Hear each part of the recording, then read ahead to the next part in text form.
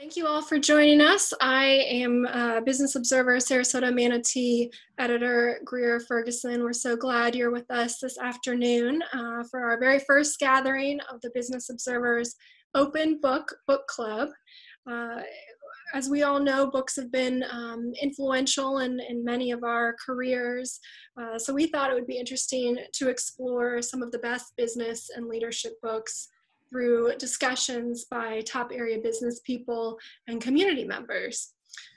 So joining us this afternoon are several members of Team Observer, including Observer Media Group editor, CEO, and owner Matt Walsh, Observer Media Group publisher Emily Walsh, from the Business Observer, executive editor Kat Hughes, managing editor Mark Gordon, commercial real estate editor Kevin McQuaid, Tampa Bay editor Brian Hartz, and Observer Media Group Director of Marketing, Robin Langton. So thank you all for your help on this event and for being here. So at this very first book club event, we'll be discussing Eat That Frog with Emily Legler, who I'll be introducing shortly. We thought this book would be a really good choice for this time in our lives, since it offers some practical suggestions for improving productivity, which is a skill that's important in all times, but maybe more important now as we're all balancing impacts from the pandemic in our work lives and our personal lives. So one housekeeping note as we're getting started here, we'll be recording this event and making it available to you later if you'd like to refer back to it. So after I do a brief introduction of Emily, we're going to start our roughly hour-long discussion of the book. And we'll invite you to chime in with any thoughts, revelations, or questions after Emily shares a little bit about why Eat That Frog is meaningful to her. So before we get started, I think pretty much everyone is muted, but if you're not muted, if you could mute your microphone. And then if you have a comment or a question, just unmute yourself and speak up when we get to that point in the discussion, and then mute yourself again if you don't mind after you're finished speaking. And if you joined us a little later, I mentioned this a few minutes ago, but if your name is showing up not as your own name, hover over your face and click on the top right with the 3 dots and click on rename and type in your name there so we know who you are. And we'd also like to ask you to mark your calendars for our next book club on September 3rd, which will possibly be in person, so please stay tuned for more details about that. We want to thank our generous sponsors for this book club event: Kirkering Barberio, Sarasota's premier CPA firm, providing a variety of tax, audit, and accounting services to businesses and individuals; and Williams Parker, attorneys at law, committed to clients, service to community, and devotion to excellence in the practice of law, guiding principles for nearly 100 years. Thank you. We're so glad to have Emily Legler leading our discussion today. Emily is the Director of Marketing and Operations for John F. Swift Construction in Sarasota. She was also one of the Business Observer's 40 Under 40 honorees in 2019 and is very active in the community. Emily was born in Key West and is married with 2 young girls. She counts Eat That Frog as one of the most influential books in her career. So without further ado, Emily, could you share with us a little bit more about how Eat That Frog has made a difference in your life? Sure. Thanks, Greer. And thank you, everybody, for being here for our first attempt at this book club. I'm so excited to see so many familiar faces and familiar profile pictures. I see you people that don't want to show your faces on video. So by a show of physical hands, that means like this, just literally raising your hand. How many of you would describe yourselves as a procrastinator? Thank you, Matt Walsh. Good job. How many of you would describe yourselves as a person with, quote, not enough hours in the day? Yeah, there's Emily. Okay, Kristen, I see you. How many of you actually enjoy checking things off your checklist daily? All right, Ella Lewis, I know this is you. Awesome. So I hope all of you found some benefit to reading Eat That Frog. And if you haven't read it, I'm not going to call you out here today, but I highly, highly recommend purchasing and reading the book. And hopefully this talk inspires you to buy the book after this discussion. So I knew the author, Brian Tracy, was speaking my love language when I read, quote, if you are like most people today, you are overwhelmed with too much to do and too little time. I think especially now, people are feeling this way. I mean, we are living in a global pandemic. Let that sink in for a minute. As crazy as this all is, this moment in time will be one that's written about in history books. So it's no wonder that you're feeling overwhelmed, right? So personally, I have two daughters, like Greer said, ages 6 and 3. Let that sink in for a minute. And some would say that I'm, quote, in the weeds. And even before this pandemic, my husband and I would have said, we work every single day towards a goal of reaching 8 p.m. 8 p.m. is when our kids go to bed. So I'm sure if you had parents, or if you've had children, or if you have nieces and nephews, or if you know people with kids, you can understand that sentiment.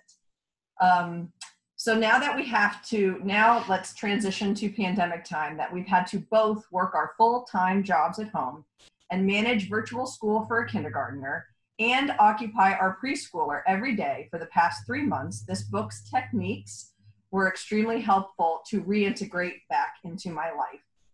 So I received this book about 4 years ago from my boss. And if anybody knows Jason Swift in this community, he is a very wonderful, influential person. And when he speaks, people listen. So he said, I promise you will find some benefits from reading this book. Emily, just read it. So I did. And not only did I read it, but I completely nerded out. And I did all the homework assignments at the end of each chapter. And I know there's some of you on this call that did that as well. And you are my people. So I felt like this book gave me permission to procrastinate. So I don't know if anybody else felt that way, but we'll get into some discussion about that too. Permission to reorganize my day. Permission not to do all the things every day just so, but to do the important ones, the big ugly frog ones really, really well. And so in my role at John Swift Construction, since I've been here about 5 years, my role has really evolved. I was hired on as marketing in the beginning, solely focused on marketing, but it's really evolved to also encompass operations. And we're a family-based business here, so everybody wears a lot of hats. And I bet almost everybody on this call can say, I wear a lot of hats. I don't just do this one thing. So this book gave me really practical and tactical advice to refocus my day every single day. So I'm looking at the camera and I'm looking at all my people here. I see some really good faces, and now we want to hear from you. So this is a part of the discussion where it's actually like a book club. We're just not all in a fun little circle with glasses of wine and beer, right? So I'm going to pose a question, and then like Greer said, feel free to click in the bottom left-hand corner is the mute button. Unmute yourself and just feel free to have this as an open flowing conversation back and forth, especially between people. That's really what we want here. And I know Zoom is obviously not the ideal situation to have a book club, but it's the best of what we've got. And so don't feel like you're interrupting. You know, we'll work through all those types of logistics as we move through this. So my first question I want to pose to the group, is it your instinct to eat that frog, or do you feel like do you find that you have to fight against your instincts to work on your biggest, ugliest, terrible frog first?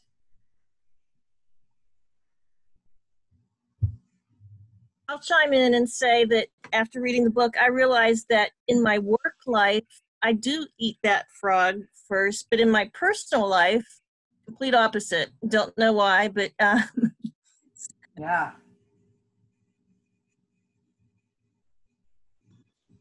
When I first started at the Observer in 1990, Wendy Simons was I think she was one of 2 other ad reps. I was there to do production.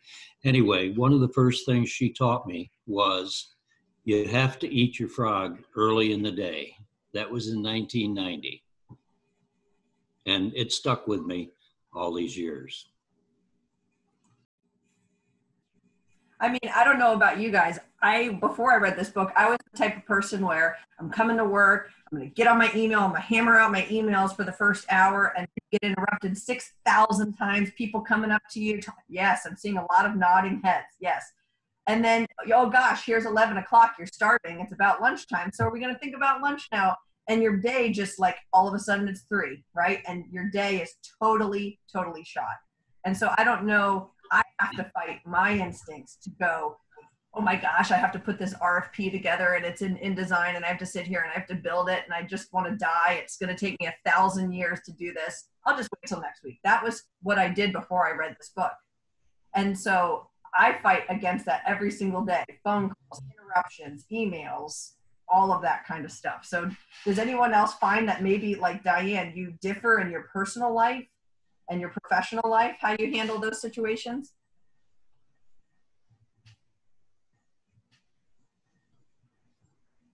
Well, I don't know if I handle so much different personal and professional, but I do agree with I'm a list person. I like to check it off the list. So reading this book has opened my eyes to as you said, because I get little things done first and feel like, all right, it's 10:30. I accomplished a lot because I did six things that had to be done today. So I'm focusing on eating that frog first. I think as per your question, Emily, I think it is hard. I do have to fight against my instinct. My instinct is to, like Mark said, I'm also like a person who likes to check things off the list. So sometimes I go for the little items to kind of rack up those checks right away, even if they're not really my frog for the day. So I've been keeping this paper mache frog I made in elementary school on my desk as a reminder, a visual reminder to eat my frog. I love it. Now, would anyone say fight against eating that frog and time-sensitive deadlines? Like, I don't know, you guys are publishing a paper at the Observer, or you guys have a big presentation coming up that's due, or someone's writing a grant with a deadline on it. Does anyone fight against the time-sensitive deadlines that may not be the most giant, ugly, big frog, but become it because tomorrow your deadline is happening?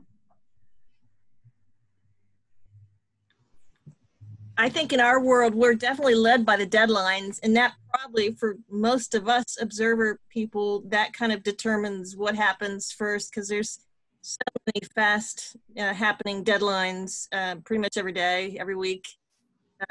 So that kind of helps determine what's done first, but still there's other probably more important things that need to be happening at the same time, but deadlines are a real big thing in the Observer world.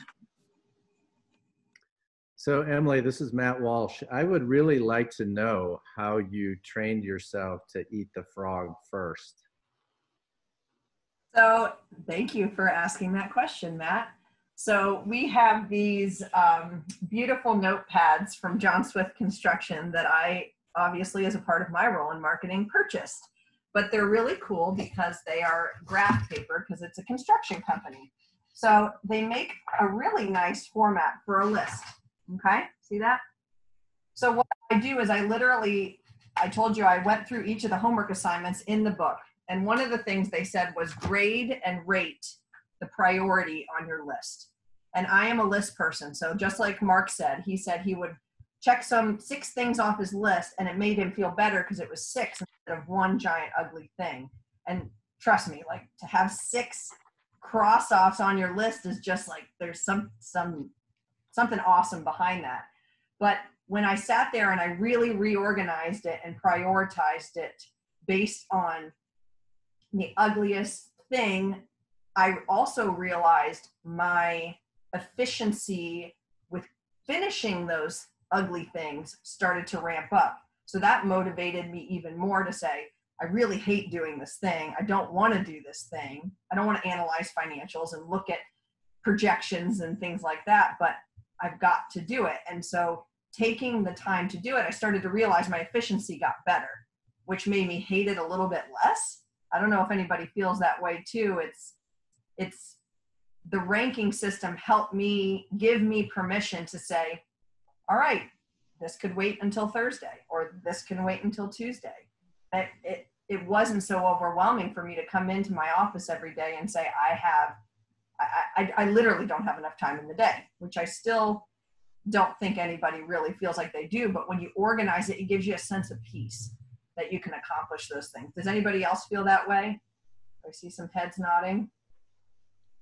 Awesome. Yeah, this is Kat Hughes. I think another part of that is, you know, that it's this important task that you have to do, and work tends to expand to fill the time anyways, naturally throughout the day. So if you get it done, even though you don't want to, or you may feel like you have deadline things that are looming, you put more time to getting the things that are really meaningful actually completed. And for one of the sayings that we always talk about is working on the business, not in the business. I think without that prioritization that you're talking about, you get stuck working in the business, where if you really set aside that time and tackle it when you have the energy and you're fresh in the morning, you end up working on the business a lot more. Now, has anybody found when you do eat that frog, when the big frog tasks, sometimes it could take you all day or 2 days? Like, that's one of the things you're so scared of, is you're like, I can't dedicate 8 hours today or more to this task, because, you know, you have every other job that you have to do. I think that's where it helps if he told you to break everything into smaller tasks. So if you break it into smaller tasks, it's not so daunting that you think, oh my gosh, this is going to take me, 2 days to finish, and you at least knock out some of the smaller tasks. So you've accomplished something. Good point. And on that point, sorry, this is Bethany Silvis from Kirkring Barbario. I was just going to say, I break out a lot of my tasks into smaller tasks so I can feel that it's being accomplished, and I can look at my list and say, even if it's answering emails, I dedicate this amount of time to doing so. It feels great to be able to count that off. And it's like, yes, I still accomplished that, which gives you that same satisfaction as you work through your day. This is Crystal from Senior Friendship Centers. I feel like one of my problems is that my brain doesn't work in the morning. I'm a night person. So like, I feel like my brain doesn't get going until afternoon.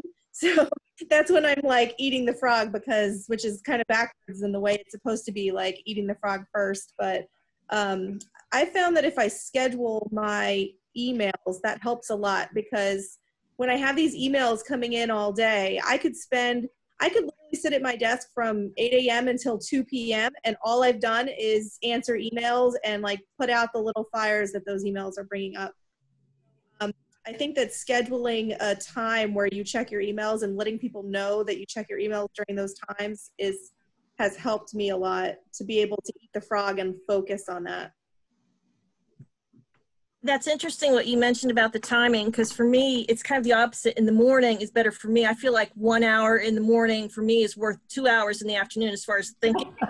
Yeah, I think most people are that way, and I'm the opposite, and everybody's me. So I'm like trying to work with. Find your best time for sure. Yeah, you do.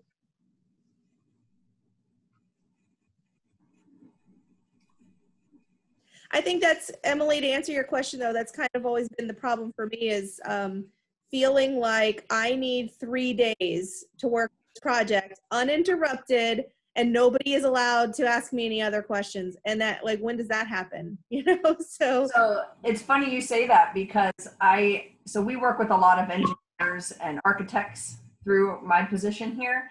And many times they're out doing business development. They're out at meetings, at project meetings. Well, the pandemic set in and it actually increased their productivity. So I don't know if anybody has felt like they instead of, we love the observers events and things that we would have to go to, but that's a part of your job. So when COVID came and completely washed those out, you now have those hours of travel and stuff you can integrate back into your work life. I don't know, does anybody else can you share an example of how, like, if you're in law or if you're in accounting, where you're like, oh my gosh, I have 3 or 4 extra hours in the week or in the day now where I can, actually focus aside from watching your kids all day at your house? I'm in law. I have no children. I've been going to work this entire time, and I've been going home earlier because I don't have to go to luncheons. I don't have to go to seminars. My meetings are all on Zoom, and they're much shorter than having a client come into the office and make, small talk. So this has almost been a vacation.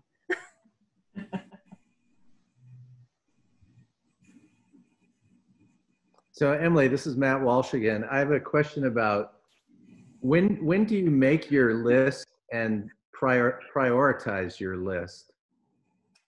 That's a great question. So I think he outlines a chapter specifically about this. I'll have to look back and put that in the chat here as we keep along in conversation.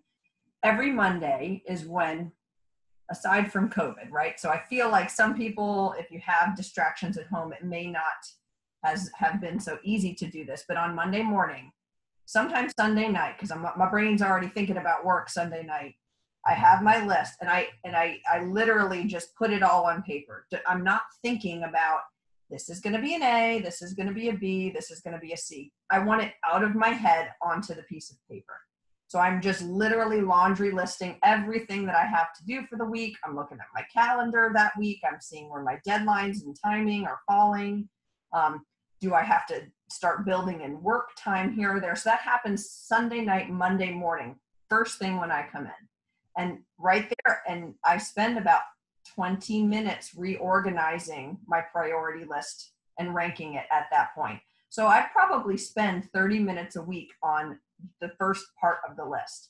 And then every day when I would get to work here on a traditional work week, every morning I would look at my list because I would see my awesome line that I would have crossed off hopefully the previous day and move on to the next task. Now, I have a lot of times where something else will come up, right? Something else in the middle of a week on a Wednesday will come up and it's going to really screw with my system. So I have to integrate that. And then I am a person, I'm not good with having a lot of things written in notes and margins and stuff. I do a brand new sheet of paper every single time when I start to see it get away from my cleanliness. I don't know if anybody else feels that way. Mm-hmm. Or if you're doing notes on your computer, you can do a priority list that way. For some reason, reading a physical book, reading a physical newspaper, writing a physical list for me helps my brain process what I have to get out of it. So that's just how I do it. And then by Friday, you have like really kicked some butt, right? So you have looked at your list, which I don't throw away because I want to take a look at the list at the end of the week and see how everything shook out.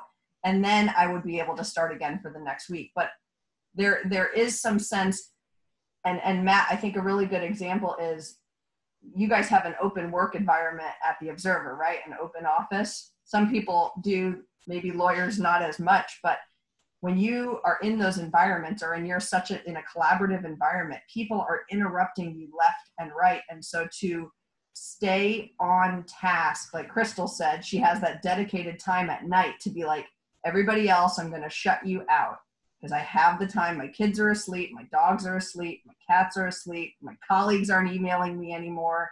I'm not getting interrupted. And that's when you have that dedicated time. But I have found myself even trying to stay on task going, but if I just answer one email, it's not going to be bad, right? Like I'm not just going to do one because that just popped up in my bottom right-hand corner. But if I'm on a task and I reread the book, I had to say, nope, I have to stop. I literally, just like I did here, completely turned off my email.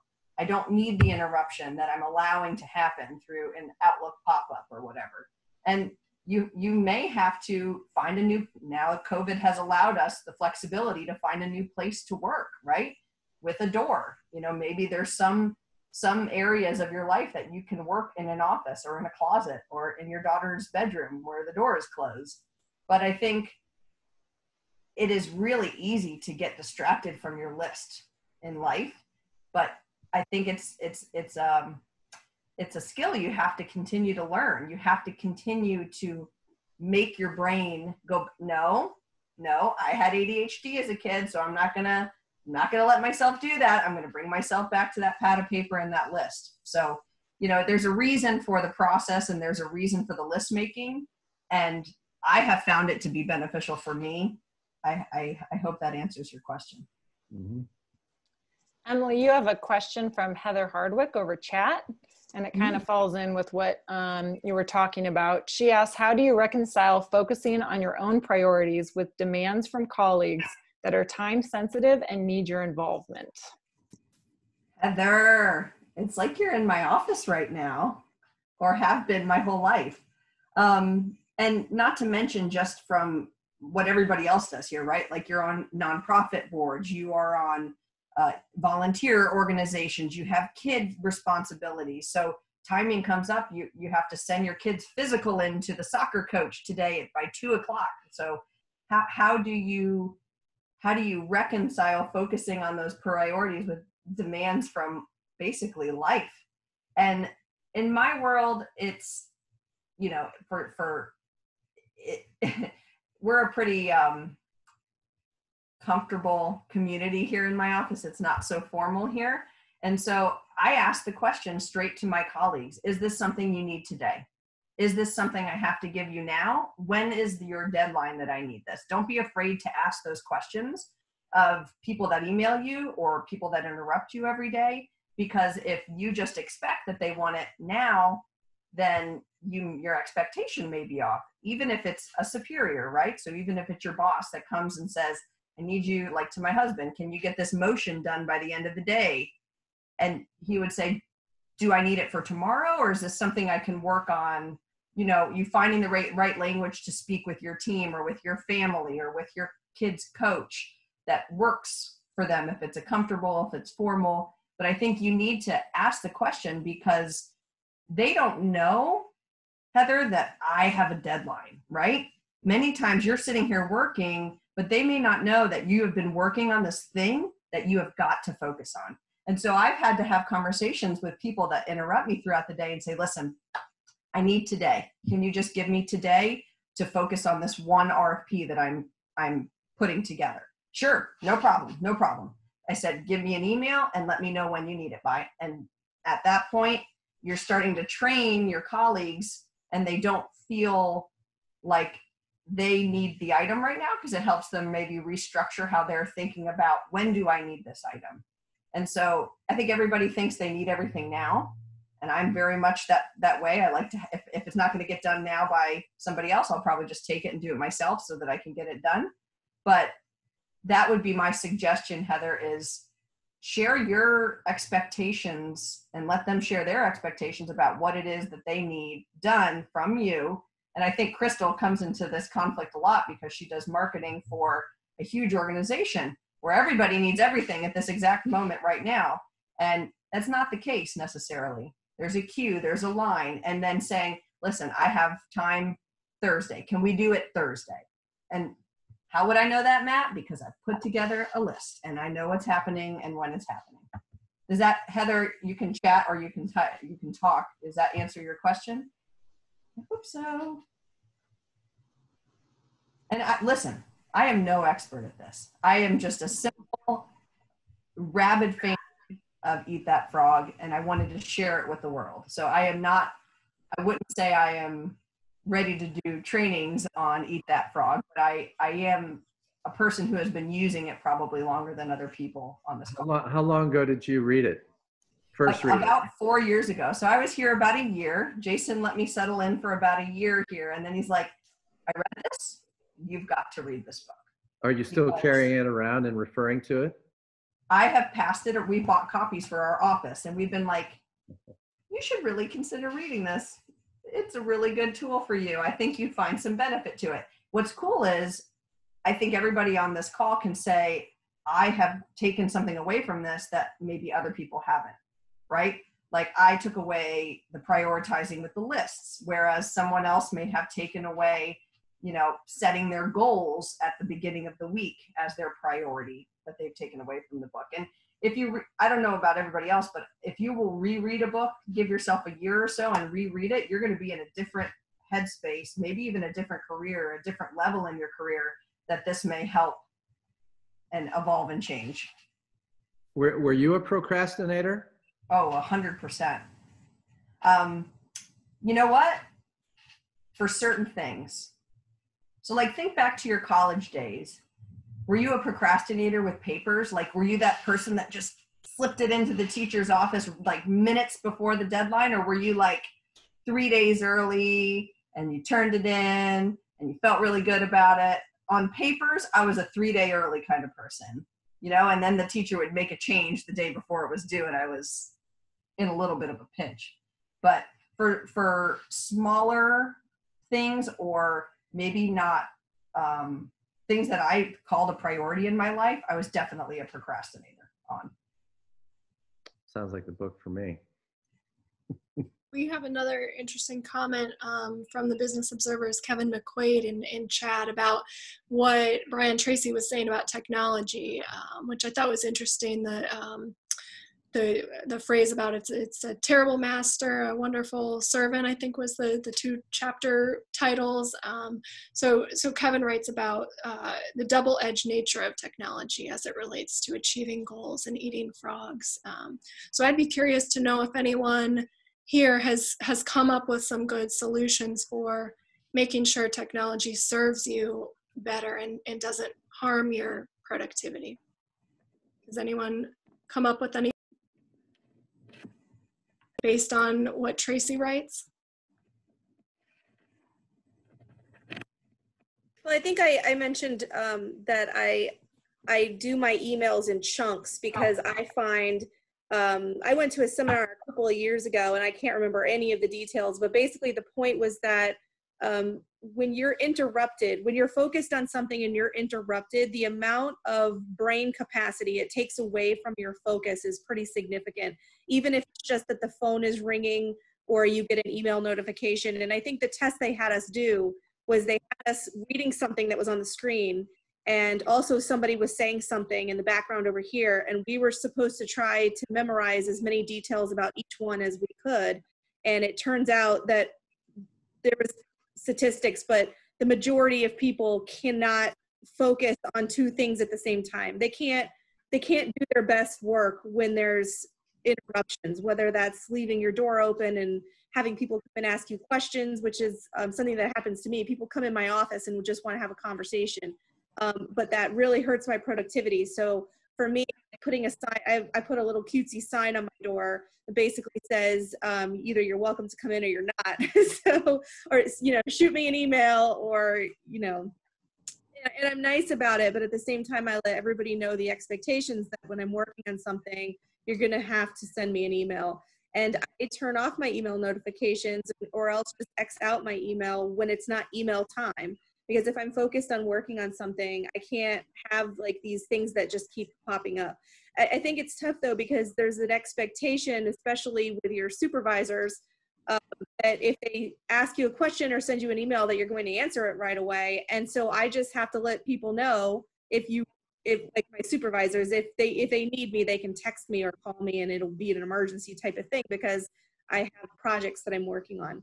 So I think for me personally, like I had to learn to just shut things off, to just shut things out. And then you have your designated time where you're listening to voicemails and answering those voicemails. So I'm no expert either. So Emily, you have a better answer, but that's what I learned from my seminar. It's worked for me so far. Yeah, that's good advice. So it sounds like we should all get some caution tape and put it up around our desks. I know as a manager, when I have one-on-one time with people, I have had to flip my phone over, close my laptop, because I want to be 100% present and focused when I'm listening to somebody or trying to help them. And it is challenging though, when you have everything coming at you from all these directions. I have to literally not see it, because I want them to feel heard and I want to hear them, and I don't want to be distracted. So technology can be, yes, it can be a master. So Penny, here, let me expound on that, because we have a question from a Robin Langton, but I think it was somebody else who didn't rename themselves. How do you handle those conversations when you have staff come in or superiors come in and say, like she had just said, it's going to take 5 minutes, literally. Just, I need 5 minutes of your time. We know that person's like a 15-minute at least person. Mm-hmm. We know that person's 15 minutes. So how do you handle that interaction, knowing you're up against this deadline, you're trying to stay focused? Well, if it's Matt, I talk to him. But really, I will say, because I will be in a one-on-one or talking to another one of my that I work with on my staff, and then I will be getting texts from other people, and I will just say, hey, I'm with this person, I will call you back.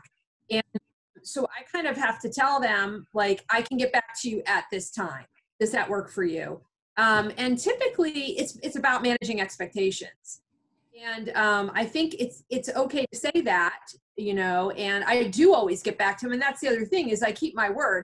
So and they know that about me. So they know I really will get back to them. That's important, right? Because then maybe they feel like they need to grab that 15 minutes right now, because they won't get it later if I didn't follow through on what my word is. You know, if anybody has, you know, actually, I hope everybody in the group has read the book. I highly recommend something that I saw at Dealers United when I was in leadership and I took a tour over there. They have a leadership cabinet of books. And so the company itself will buy 5, 10, whatever it is, however, you know, in your ratios of how many staff you have, of certain books. And they have them up there to be able to be checked out. And wouldn't it be nice if your boss or your colleagues would have read this book and you could be like, hey, I am on Eat That Frog. I'm really in the middle of a frog. So Crystal puts up the ugliest picture of a frog she can on her door. And then everybody knows she's working on something right now. Or, you know, there's a camaraderie almost like, ooh, okay, I'm not going to bother you. You know, right after Jason, my boss, had read it, I read it. He's like, frog. And I'm like, good. Okay. You know, it made me respect boundaries of my colleagues more when I read this book. And I said, this really isn't that important for him right now. Put it down on my paper for him. You know, I have my cause I interact with him so much, I would be putting a list together of priorities that I need him to do too. But they didn't need to happen right now. So it kind of helps you as a colleague or as a boss or as a, you know, parent even, think about, does this need to be addressed at this exact moment? And if not, how can I address it with someone and say, can we talk about this? What's a good time? Just like Penny said, can I talk to you about it on Thursday? Is that going to work for you?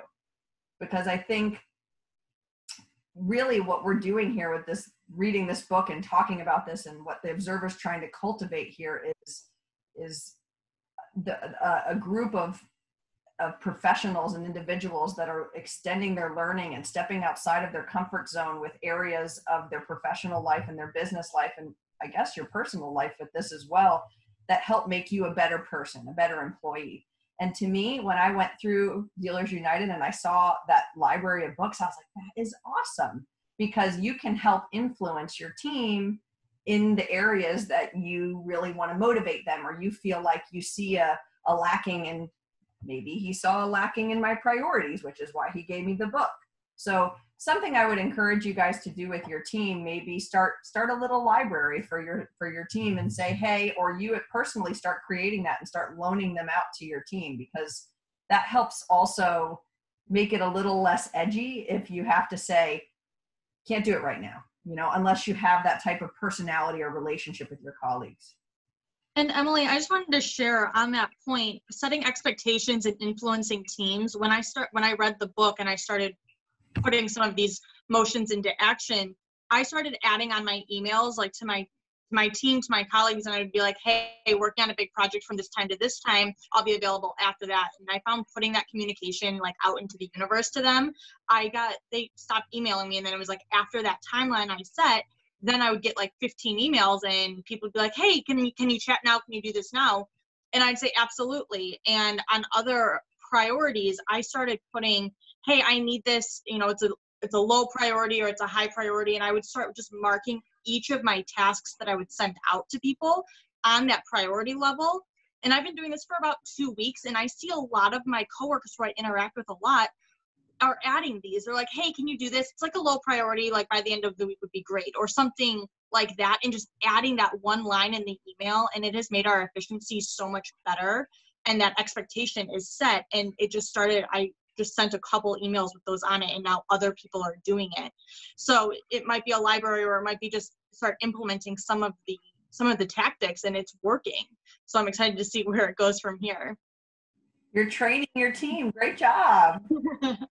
It seems like with that and with some of the other elements of the book, it's a long game. It's almost a shift in expectations or even culture in some cases. And I appreciated the mix of that and some readily applicable things you'd go out and do right then and there. But Emily, I'm wondering on that note, at what point after you read it did you feel like you really embraced it and just got it, and that this was a part of your method and what you do? How long did that take?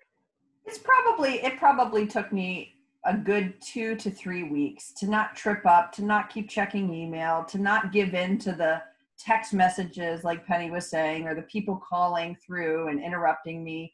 And it also took that much time, just like, Bethany was saying, for my colleagues to learn, Emily's working on something right now. I should not interrupt her. And because if you allow, just like children, if you allow things to happen, they're going to think they can keep interrupting you too, right? So if you set priorities and you set those expectations with people up front, that it is not going to happen by their expectation, let's meet in the middle.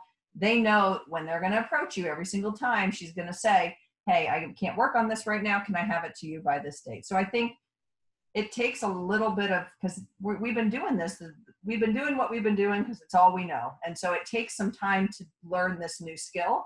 And I think it took me about 2 to 3 weeks to really get in the groove. And I'll tell you though, I don't know if you guys have found this, but my efficiency on those awful tasks, like I said before, is better. It makes it so that it's not so overwhelming for me to go after that or to do that. And it makes you also think, okay, so I respond to RFPs a lot. So it's the same document, just edited to be appropriate for what I'm responding to. So you have templates probably in law, you have this too for certain in accounting. But I said, okay, well, it'd be a lot better if I had certain templates already made, so I don't have to recreate the wheel every time, for example.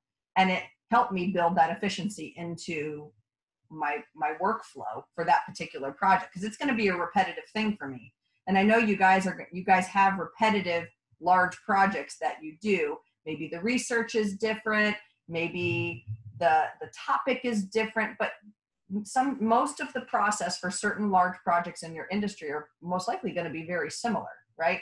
They're just going to be maybe more tailored to that particular client or whatever. So it took me about 2 to 3 weeks, but it helped me create efficiencies that weren't even existing before I started that process.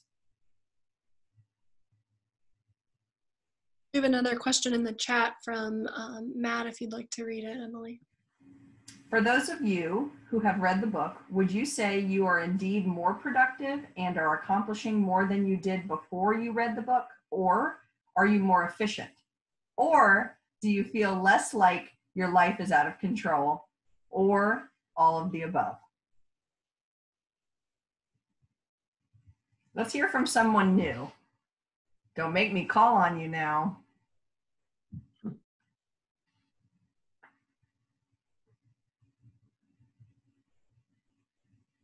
Rhonda. Bonnie, I was just hitting my unmute button because I knew you were going to call me out. So I totally felt a little more accomplished this week. I will be completely honest. I am not a starter. And about a week ago almost, I was given a task to do, and it's on my list, but I'm banging out all the other smaller stuff. And yesterday I was actually sitting at lunch and I read a couple chapters from this book, and I put down the book and said, I'm going to go eat that frog right now. And I'm telling you, I pounded it out all afternoon yesterday and stood up from my desk and just felt so awesome because now I don't have to worry about that anymore. So very motivating.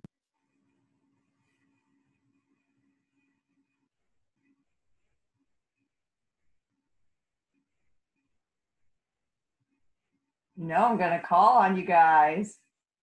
How about Michael Corley? You've been sitting there very attentive.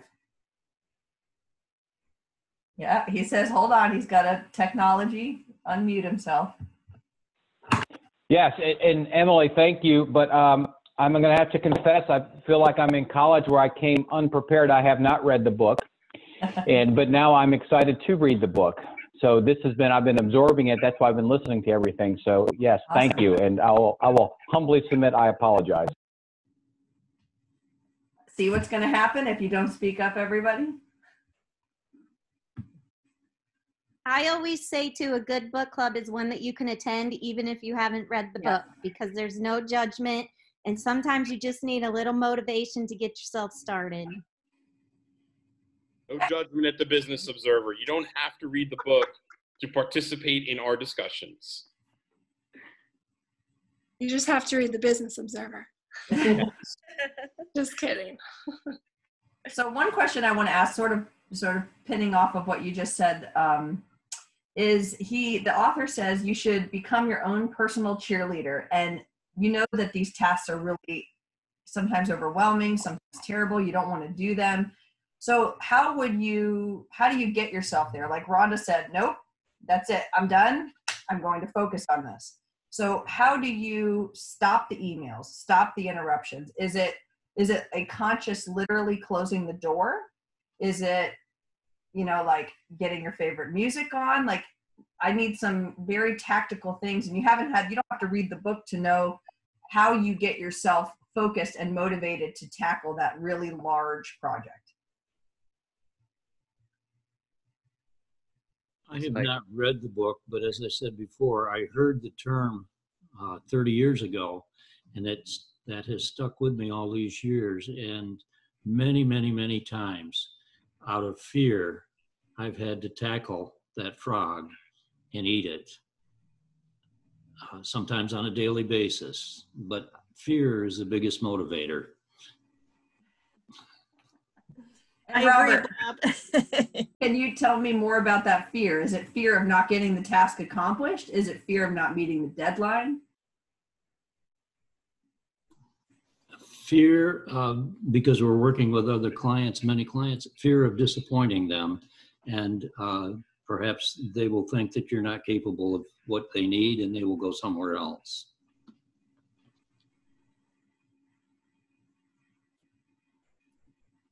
I have literally gotten one of those, empty paper ream boxes, thrown my file in it, all the books that I will need to do the work, some pens, the notepad, taken everything home, sat at my dining room table where I have no distractions, and forced myself to work on it.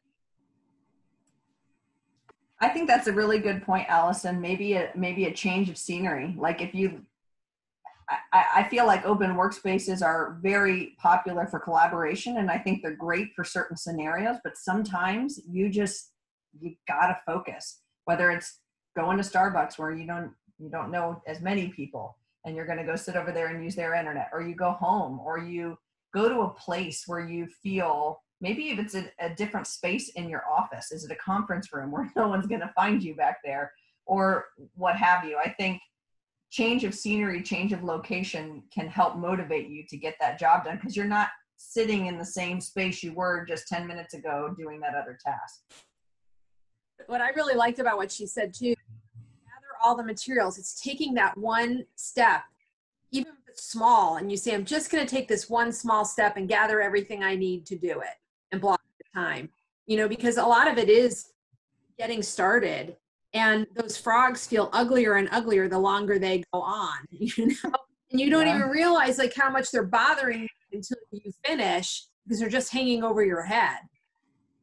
Anyway, I can only speak for myself. So for me to say, all right, I'm getting everything together, it's in a folder, I'm ready to go, I'm doing it. That helps me. I read a Grisham book of short stories once, and one of the stories was about, he called them fish files. And it was files that stink, so the attorney doesn't go work on them. And what happens is the smell just keeps getting worse and worse and worse as the fish file sits on the shelf not being worked on. So that's like a frog is a fish file. And frankly, that frog is going to die eventually. That fish is going to die, right? So you're going to be faced with it. And I'd rather be faced with it when I have the time to think about it and think through it, And I will say, if you practice this and you practice eating the frog, I have found I've made less mistakes.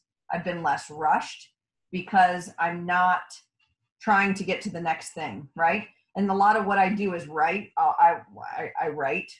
I don't write. I write. And I have to literally stop and think and use my entire brain to be focused on it. And so if I'm thinking or having emails pop up and not doing that one thing first, I make a lot more mistakes throughout what I'm doing. So I think that will help you too.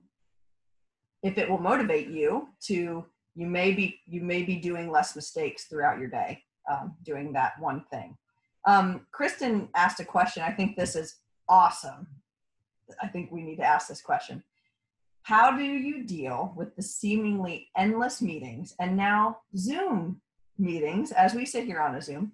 How do we, that interrupt your priority list, right? So it's just gonna take a second too. Can I Microsoft Teams you or chat you or whatever we're calling these things now? How do you reschedule? How do you dedicate that time right now with all the meetings that are going on?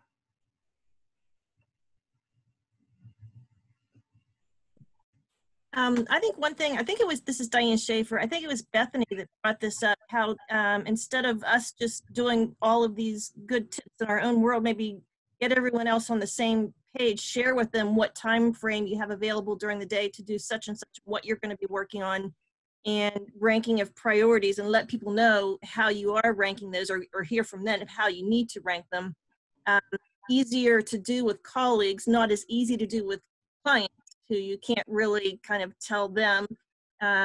In that situation, sometimes it feels like we're herding cats while we're trying to make deadline, but just letting it be known, I think, like she said, to kind of put it out there, what you have available, what time frame you have available, and how you're ranking some of these priorities. And at least in terms of internal meetings, just trying to stack them together as best you can, just so you're like, I know during this stretch of time, I'm going to need to focus on, what the team is saying, what's going on with everybody, and that's going to free me up for a bigger cluster, hopefully after, to get down to business on my own end. Say something I do is I also block out my thinking time, I'm not available. So as much as I calendar client meetings and or team meetings, I calendar production time. So that way it's on my calendar. It's even if it's a half hour, that's a half hour of uninterrupted time. It looks like a meeting on my calendar, so others aren't bothering me nearly as much. So that's another, I try to do that every week on Monday morning and just black out several sections on my calendar for the whole week. So it's less likely to be interrupted. And I think also, just like you had mentioned, communicating with your colleagues about the priorities. You may even on your calendar be able to say, this is an A for me. Like, absolutely do not talk to me, please, unless like the house is burning down. We gotta wait until after this period of time is over. Plus, when you have that mutual camaraderie with your team and even share it with your clients, Diane. I mean, a lot of when I was working at an advertising agency, I think a lot of them would appreciate that professional knowledge through, hey, this book really helped me. So maybe they can say, hey, are you eating the frog? Is this thing a frog? And then you can kind of have that mutual respect a little bit. But I also want to give you guys I want to relieve you of the burden that this is, if you don't eat the frog, you will die, right? Like, you're not going to die. Like, we're going to live and everybody's going to be okay, but we're just trying to refocus and reorganize. And it's going to happen, Kristen. I think, Kristen works at the Florida Center and I'm on the board for the Florida Center, and things come up, donors come up, clients come up, and it is what it is in certain scenarios. You just kind of got to roll with the punches. But as much as you can, start to train people, especially internal colleagues. I think, Diane, I'm really glad you brought that up, because it is hard with external people. It is hard to say, yeah, I'm not going to take your call until 3 p.m. today. Sorry. It's not, especially in certain positions like sales, it just doesn't work that way. So, I think make it as best as you can, given your position and who you interact with every day, and definitely share the book with them, because I think you'll be on a similar playing field if they're open to that kind of stuff.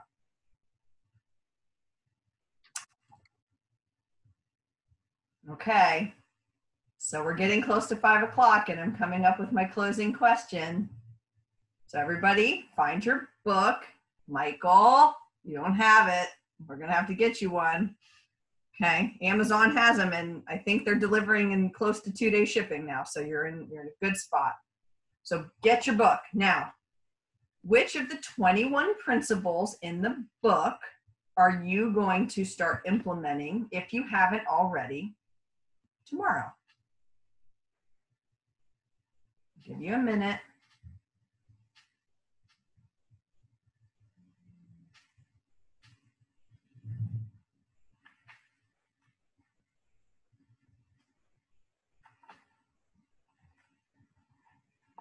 Okay. We have A, B, C, D, E priorities from Penny. I like it.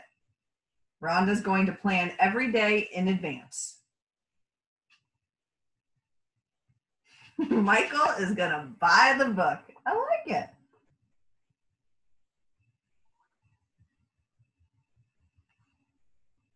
Some people are going to reread the book tonight and are going to double check what they're going to start tomorrow.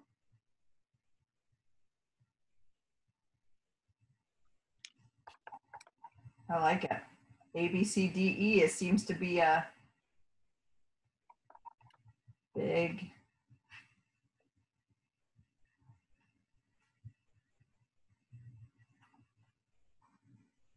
And I think one thing I want you to do as a part of what he asks you to do is write down, like if you can, before you start tonight, I want you to write down everything you think you have accomplished this week.